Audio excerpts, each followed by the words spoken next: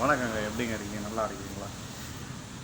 சத்தியமிட்டு சொல்கிறேன், உன்னுடைய கணவர் எந்த ஒரு கஷ்டமான தருணத்திலும் தன்னிடம் இல்லாத போதும் உனக்கு செலவு செய்ய காத்திருந்தால் நிச்சயமாக நீ அதிர்ஷ்டசாலி. அதே மாதிரி உன் மனைவி நீ எந்த ஒரு கடினமான நிலையில் இருந்தாலும் உனக்காக செலவு செய்ய காத்திருந்தால் நிச்சயமாக நீ மிகப்பெரிய அதிர்ஷ்டசாலி. ஆனால் இன்றைய காலகட்டத்தில் கணவன் மனைவியை நம்பாதிருப்பது, மனைவி கணவனை நம்பாதிருப்பது, இந்த கணவனால் எனக்கு எந்த ஒரு பிரயோஜனமும் இல்லை, இந்த மனைவியால் எனக்கு எந்த ஒரு பிரயோஜனமும் இல்லை என்று எண்ணி இருவரும் இந்த